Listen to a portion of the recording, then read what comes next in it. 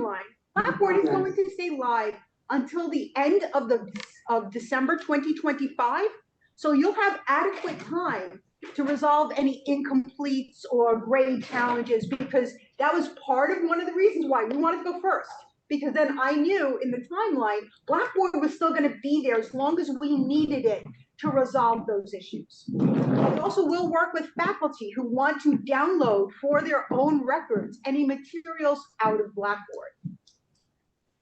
That brings us into the spring section of our timeline. They are continuing to work on system configuration tasks. Some of the more specific tools we are still working on configuring. Some of that configuration is still subject to change, because with any big piece of software, sometimes we don't know exactly how people are going to use it until they get in there and they do it. And we have that feedback to guide the decisions on configuration. I'm going to touch upon that in a few seconds. So basic tools have been configured.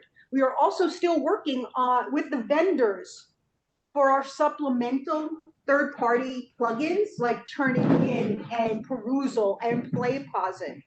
Some of those third-party vendor supplied tools cannot be enabled in Brightspace till we can turn them off in Blackboard, but we need them for this semester in Blackboard. So that's going to be a kind of fine line I have to walk with the vendors and with the rest of you, because some of these tools, we want to make sure you have them, like to wrap up your spring semester grading, but then have them available for start of summer semester. Unfortunately, the grade submission deadline and the first day of summer semester courses fall on the same day. That's Tuesday, May 28th. And unfortunately, that's outside of my control. So when we start those summer semester courses, you may not have the third-party tools quite available to you. But those are conversations we can have through the course of the semester on how we're going to manage that. Also in this spring semester, we're going to start really in earnest training. Training will be offered to you in a variety of modalities and by a variety of offices even. My team, we're going to continue to offer the same training we always have. There is also training, there are training opportunities available to all faculty and staff through CUNY Online.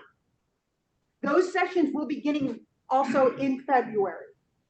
We're trying to not work around them, but work in a complementary fashion so that the material you work on with us and with me and with Nicole and Caroline complements and may fill in holes that may not be topics that are being covered by CUNY Online. You get the fullest, most thorough breadth of material that we can provide. Those sessions we invite you, one of the things I'm going to talk about in a second in our preparation is we now have a website that we have posted online that's part of the Learning Management System website. That way you can get to a link to CUNY Online's materials and their sign-up link for their training. And then summer 2024, we are fully live in Brightspace. Blackboard will continue to be available to you for archival purposes if you have to resolve any grade incompletes, any grade challenges, but your summer courses will be live in Brightspace. The reason I had indicated a few minutes ago that there was some thinking going into this, Blackboard is having a major upgrade to the Blackboard interface that takes effect. For CUNY, it's going to be the July 4th weekend. We wanted to be off of Blackboard and into the other environment rather than have to train you on this new Blackboard environment and then train you on Brightspace. I thought it was simpler for everybody concerned to go from one system to another rather than do 3 hops. Also, by moving in that first cohort and going live this summer, we have the longest period of time where Blackboard is still going to be available to us. So like I said, for incompletes, grade challenges, things of that nature. So we felt it was important to move early. So what are we doing here? If you could change to the next slide, thank you. What are we doing here at John Jay for our preparations? Part of the full John Jay website redesign was a new Department of Online Education and Support website. We have a full LMS section already planned out. We are still creating content, so we ask for your patience with us. But there is an LMS transition hub within that website where we've posted materials that are provided by CUNY Online, materials that are provided by D2L, and one of our greatest efforts has been collaborating with other campuses on preparing faculty. We are working with, in large ways, with Hostos Community College, the School of Professional Studies, Borough Manhattan Community College, Bronx Community College, Queensborough Community College. We kind of have this little group amongst us where we're working to create materials so that nobody's reinventing the wheel. Nobody's duplicating work. So anything that Hostos is doing, and trust me, Hostos's materials, I cannot speak highly enough of. They're beautiful, well thought out, great materials. I encourage you to use them. I'm not going in and trying to recreate something they've already done. I can focus on something they're not doing. Again, to give you the broadest, most thorough set of preparations we can. So all of this material is linked to from the DOES LMS transition section of the website. We encourage you to go there and take a look at that content. That's also where you'll find a link to the CUNY Online's official transition webpage and their training section where you can sign up for their sessions in addition to ours. Our sessions don't require setup. I just send those notices out. But their sessions do require a registration. But a lot of we started with our first Brightspace transition demonstrations in December. We did another one on January 10th. These sessions were recorded and the recordings are being posted to this LMS transition website, as we will be with the rest of our sessions going forward. We're right now taking a bit of pause on the Brightspace demonstrations because we want to get everybody started with classes on Thursday. That's more time sensitive. And then in February, we're going to pick back up with Brightspace demonstrations. A lot of these efforts are being driven and informed by a Faculty Senate Tech Brightspace survey that was sent out in December. We had a smaller than hoped for response, but the responses were very illuminating. There were some responses that surprised me. I'm going to be honest with you. One of the things that faculty often express their dismay with is doing grading in Blackboard. Yet when we looked at what were the most commonly used tools, grading came up third. So I was kind of surprised as many people were using it as the survey indicated. But that's the kind of information we're going to use. Now we know we have to have very early on, we need to prioritize a grade book in Brightspace webinar. We know we need that. So thank you for those of you who may have responded. We are going to be using that information to inform what we do going forward. I've already touched upon the cross-campus collaborations. We're going to be continuing those through the semester. I also happen to be the chair of the CUNY-wide LMS admins group, the Learning Management Systems Council, that brings together my counterparts and Cole's counterparts from all 25 campuses. I chair the CUNY-wide group. So that's going to be another source of cross-campus collaborations, and it is a huge source of collaborations with CUNY Computing and Information Services. It's an important way that we can work with CUNY Online and work with CUNY CIS to inform and collaborate, to contribute to the Brightspace effort. I've already touched upon spring training opportunities. The last point on this particular slide were practice courses. One of the things that D2L stood up for all faculty is that when you log into the Brightspace environment, they call them widgets in Brightspace. Blackboard called them modules, the little boxes on the home tab. The Brightspace calls them a widget. There's a practice site widget that anyone can click through and create their own practice site in Brightspace. I cannot urge you, I know time is at a premium, especially for the next couple weeks till we jump into the spring semester. Take advantage of that practice site. So this way you can go in and familiarize yourself with, okay, this is where an assignment is. Okay, tests aren't called tests, tests are called quizzes in Brightspace. Get yourself familiar with that, because then your participation in our demonstrations and the training opportunities created by CUNY Online are going to be that much more fruitful. So flip your own classroom for yourself. Do your homework first. And this way you can better use that time when you have a live trainer or representative like me and Nicole, Caroline, the folks at CUNY Online. You can ask more targeted questions. So that's the kind of canned response we had for today's session. I want to flip to the next session and open the floor to questions, because we really do see this as a dialogue between myself and my team and the rest of you and the rest of the community. So please, the floor is open. Yes. Please identify yourself, because sometimes we don't connect names or faces. Hi, I'm Dora Mendez. I'm in the Public Management Department. Nice to meet you, Laura. How, Dora, like the Dora, I'm sorry. How are students being trained on the transition? Great question. Students will not be populated into Brightspace until May. It was felt at CUNY Central that to populate students into Brightspace earlier than that might confuse them from their ongoing spring semester courses. So students won't be brought into the environment until May. However, in that meantime, we're going to be working on student materials. We will put together a student demonstration.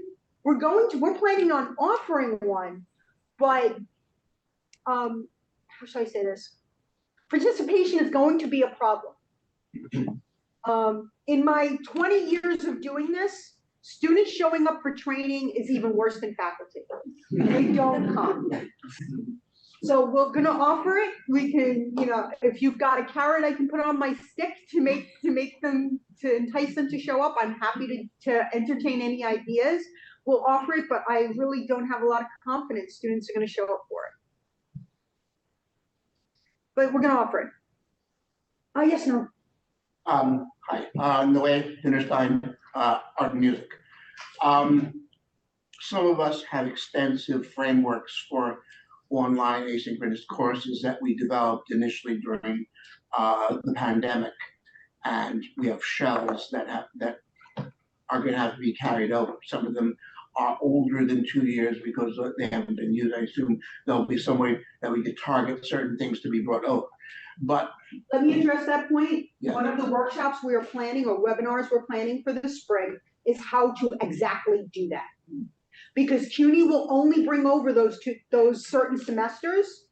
So one of the things we want to make sure you know how to do is how to properly export your course from Blackboard and then import it into Brightspace in the most efficient way possible. And I'm highlighting that part because if a tool exists in Blackboard but does not exist in Brightspace, or exists in a very different way, you're going to have to edit that content. There's no way around that. That's just a nature of the beast. You're gonna have to edit that course when it gets into Brightspace. So, but we have found in our testing that there are certain ways of exporting that course from Blackboard that provide a cleaner import into Brightspace. So we want to make sure you have the best methodology for doing that as possible. The second part of your question. Right. So then, the big issues for many of us as online course designers are, of course, the third-party products like PlayPosit and VoiceThreads, and I mean, I could see possible workarounds of converting those into just videos. Well, let me take that point. Any third-party plugin that you had that was integrated into Blackboard, VoiceThread, PlayPosit, Perusal, so on, if they existed in Blackboard, they're going to be brought over to Brightspace. I'm actually surprised at how frequently this question comes up. We're not changing the third-party tools. Right, but the time, I'm concerned about the timing for some. The timing for summer right now, like I had a conversation, I think it was with PlayPosit last week. One of the things we may have to do is time that, because the grade rosters open with the registrar, if I remember correctly, I could be off by a day or two, I think on May 23rd. So grade rosters open May 23rd, the grade deadline is the 28th. One of the options we're considering is turning off those third-party tools in Blackboard on the 24th. So we will be letting and kind of beating into faculty's heads, turn in your grades early if you're using a third-party tool. Get that information out of the third-party tool so I can turn it off, because I'm gonna need at least 2 working days to get it turned on in Brightspace. So I need that week to work. And this way, possibly I can have it turned on for the first day of class for summer. But that may force you to get your grades in early. So I'm gonna need that level of cooperation. But those are the kind of decisions I'm having to make with CUNY Central and with the vendors. And so native products such as test to quiz conversion, that will be fairly transparent?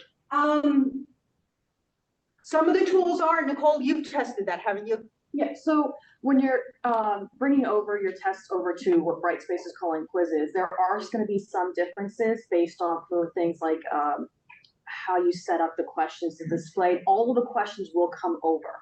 All of your answers will come over. They'll just display a little bit differently, and you just have to go in and make those changes. It's fairly simple. It's just more of training your brain to remember that, okay, Blackboard looks like this and Brightspace looks like this. What I do like when you bring everything over is that with tests specifically, everything's in one page. Whereas in Blackboard, you had to go to a separate place for your pool and for a separate place for all your settings and your restrictions and how you want all of your feedback to display. That was all on different pages. Brightspace has it all there to look at. It's all on the same page. You don't have to keep clicking in and out. So once you get around just retraining your brain on what to look at, it's very easy to bring over. I tested the conversion several different ways and have a really good idea for that webinar about how to bring over your dev shells. I have a really good idea of how we're going to do that demo ways better, which is actually very different than what D2L has actually recommended. I tried it multiple times. Unfortunately, their recommendations are a little bit different than what I find comes over most smoothly. So just so then timing, I'm sure a lot of us have to fumble around when we're doing this. How soon can we start on it? Start on bringing things over. Well, you can go in right now. It's your same login as everything else. It's a single sign-on. You can have your practice test, and if you want to practice bringing over something right now, you absolutely can. You just go into the widget, request your practice test, and then you can just bring over your dev shell. You can always reach out to us, and we can provide the instructions and step-by-step. It's fairly easy as you just import it. You export the whole class. So as if you were going to export your dev shell from one semester to another, you're going to export it the same way, and then you're going to import it. Brightspace actually provides you with the step-by-step instructions for how to do that within the system. And actually, there's a nuance to that question. When can you do this?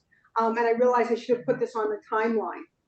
CUNY's timeline for creating live courses, they're not going to deviate from the existing schedule. Summer courses are typically created in Blackboard in early April. It's the first Wednesday in April is when they're scheduled to create summer courses, do that export out of CUNY first and into the LMS. So they're going to maintain the same schedule for Brightspace. So you should see your summer courses in Brightspace on or about the first Wednesday in April. That's when they're going to start that process. But you can use these practice sites as a means of getting ready before then. Yeah, just a quick question. So I know this is happening on a campus by campus basis. So if you're a John Jay faculty and you're teaching something that's listed in the Graduate Center or another campus, that's going to go at its own schedule, or? You may have to, unfortunately, log into both environments for some time if you teach on multiple campuses and the secondary campus hasn't come over yet. Right. The first Groups 1 and 2 had been separate groups, but we were originally supposed to go live for the spring, but we delayed to summer. So now groups 1 and 2 are collapsed. It's about 14 campuses that are going. So there's still going to be a chunk that are straggling in over the next year and a half. Also, and I got confirmation of this just yesterday, many of us as staff and employees have to do different mandatory trainings like the Title IX and the workplace violence prevention. Those are going to stay in Blackboard until Blackboard goes away. We were hoping they were going to move them earlier, but that's going to stay on Blackboard as long as Blackboard's available. That's going to be the last thing they import. So as employees of the university, we're still going to have to go into Blackboard to do our mandatory trainings going forward. So there's going to be that line. And unfortunately, the kind of environment you're talking about where some of your stuff is in Brightspace and some is in Blackboard is going to impact our students too. If you're a graduate student, if you're in a PhD program, you know that officially your home is the grad center. So your courses are going to be whenever the grad center comes over, but you may be teaching on a campus as an adjunct, you may be using Brightspace somewhere else. Thank you. Yes, Dora. Just a quick follow-up with respect to VoiceThread Yes. and students again, with respect to accessibility. I mean, the reason why I like using VoiceThread is because all students of all capability can access the captions, the sound, the video.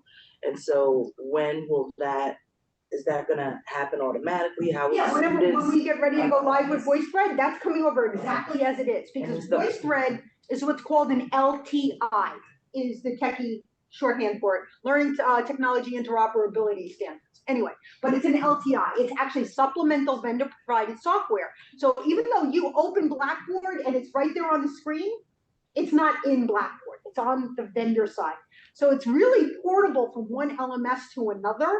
You're going to see it exactly the same, or 90% the same in Brightspace. The functionality is going to be the same. Is the Office of Accessibility on pace with students to make sure that students with all capabilities? That's a question for them. That's not a question I can address. Okay.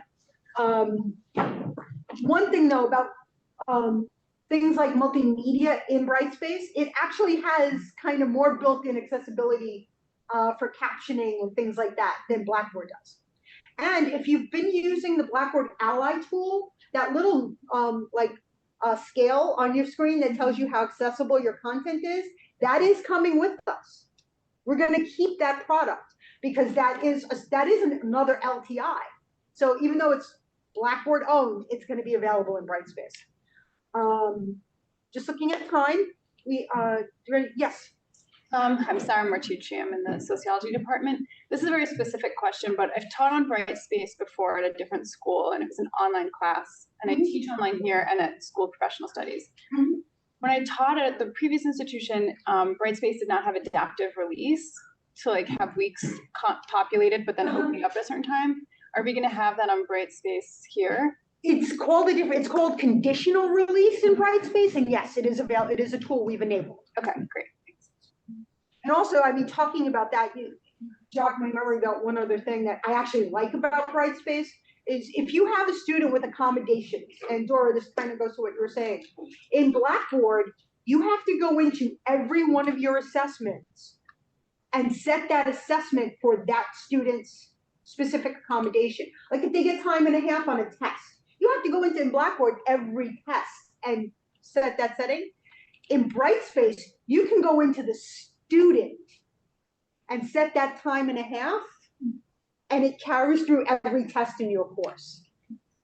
So their accessibility functionality is actually a little bit better in some ways than Blackboard's. Any other questions? Yes, Ray. Ray Patton, History and Honors. Blackboard organizations, will it be possible to bring those over to Brightspace in some way? Yes. That's gonna be I'm not looking forward to that. I'm gonna be honest, you guys all know I'm very blunt sometimes. That's a manual process. So one of my tests as lead system admin in the spring semester is gonna be going into Blackboard, inventorying every organization, reaching out to every organization leader and saying, do you still need this? Giving you a hard deadline that you have to get back to me, and then working with CUNY Central Computing and Information Services to manually bring that into Blackboard.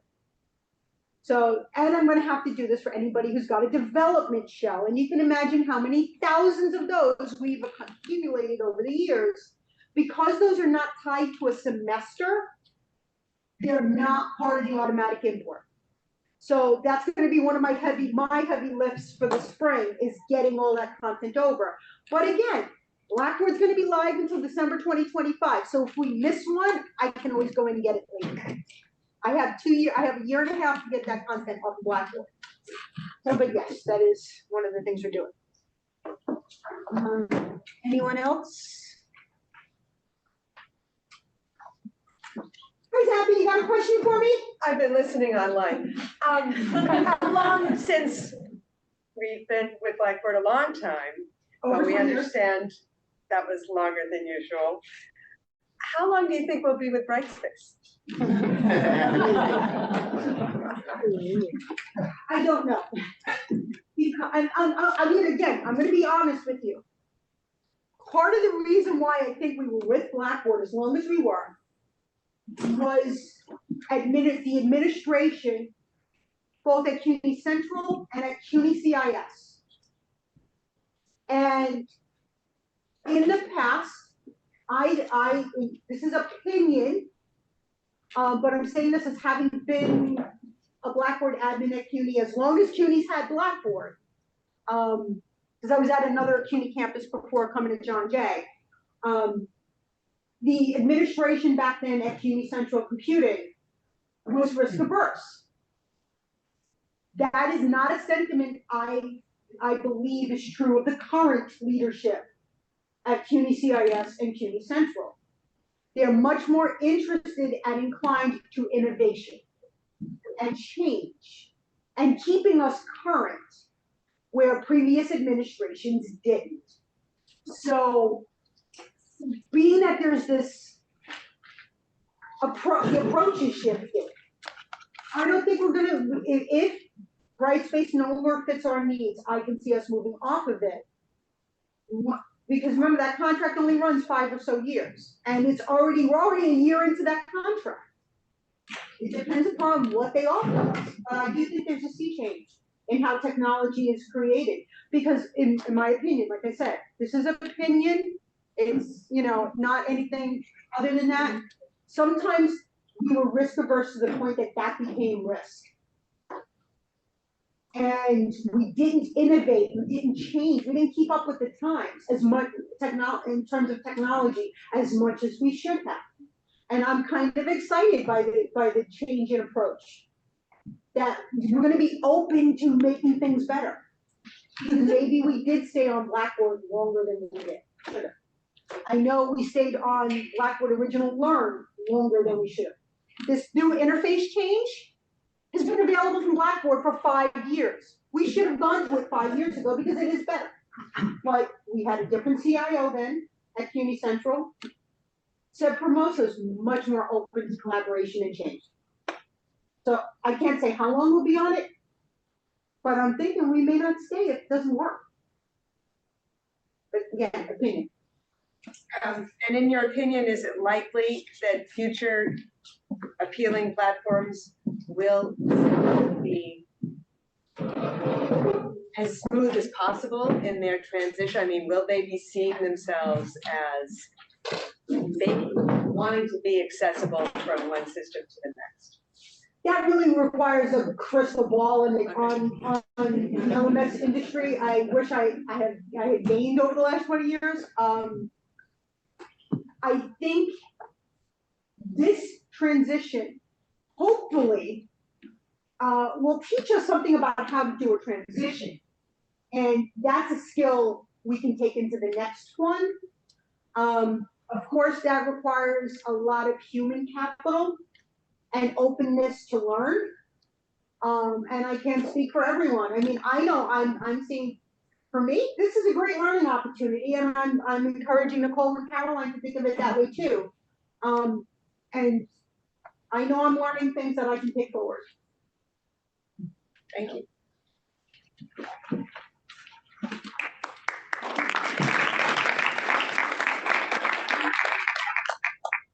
Last slide, please. I always like to end with a reminder of how to get in touch with us. One of the things that was an answer in that faculty survey was someone actually wrote in their responses that they didn't know there was an LMS team at the college. I've been here since 2008. So getting in touch with us. Our current email address is blackboard@jjay.cuny.edu. We are currently going to transition this, as Andrew had started off by saying, Blackboard's no longer going to be our name. So that email address is going to become lms-faculty@jjay sometime during the spring. But the Blackboard email address will set to forward. So if you use that and you have that saved in your contacts list, don't worry about it. We'll get the message. But we're here. We also have a companion email account, Blackboard student@jjay. You can put in your syllabus. We encourage you to do so. If you look inside your Blackboard course and you click on that read this first on the menu, which no one ever does. You're saying it with a certain tone as though you think that we have. In this case, I'm the instructor wagging her finger at the students. It's there. Our contact information is embedded into every Blackboard course. So please reach out to us if you have any questions, concerns. We're here for you. And that's the best way to get in contact with us, because I read that email, Nicole reads that email, Caroline reads that email. If you don't get one of us, you're gonna get the other two. And we can respond to you